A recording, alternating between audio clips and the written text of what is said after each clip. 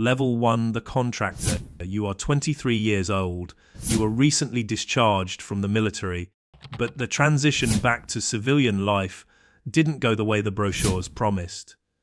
The quiet of the suburbs feels deafening. The 9 to 5 retail job pays minimum wage, barely covering the rent of your cramped apartment, let alone the debt that keeps piling up. Your specialized skills, the ones you spent years perfecting in the mud and the dark, are completely useless behind a cash register. You feel invisible, discarded, and broke. Then, late one night on a private veteran forum, you find a vaguely worded advertisement. A private risk management firm is looking for operators.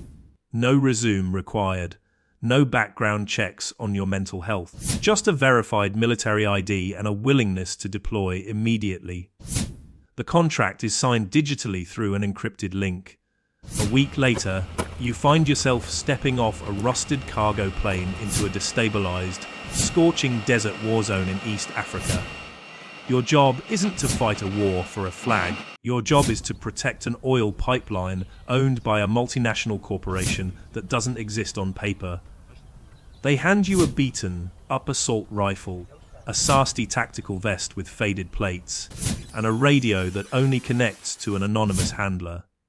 There is no government law here. There are no rules of engagement.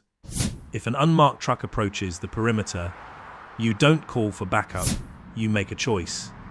The sun burns your neck, the dust sticks to your sweat, and the constant paranoia makes your chest tight. But then you remember the money.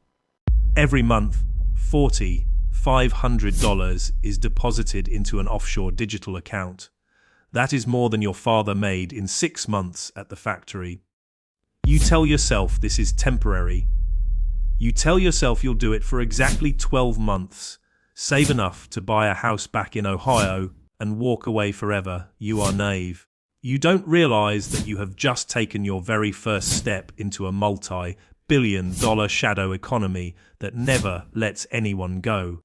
Level 2, the recon tracker. You didn't leave after 12 months. The money became a drug, and civilian life now feels like a foreign language you forgot how to speak.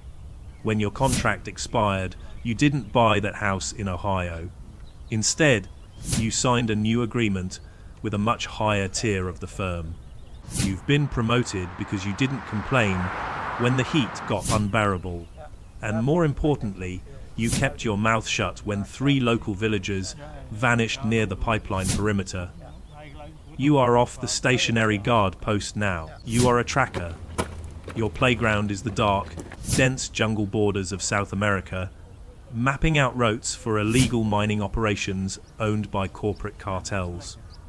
You spend weeks living in the wilderness, completely detached from civilization.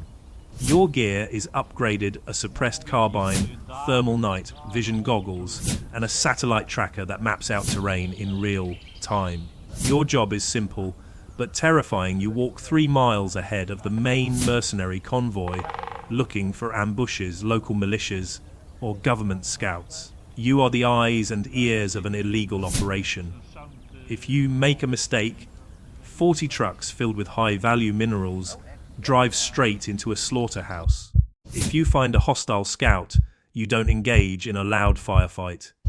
You slip through the shadows, use a combat knife or a suppressed round, hide the body under tropical foliage, and log the coordinates into your tracker. You make $2,000 a week now. You buy expensive tactical gear, high-end watches, and premium cigars. You have a girlfriend back home who thinks you work in international logistics for a shipping company. You send her expensive gifts, but your phone calls are getting shorter.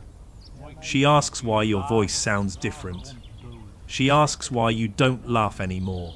You can't tell her that your mind is constantly scanning the tree line behind her house for snipers.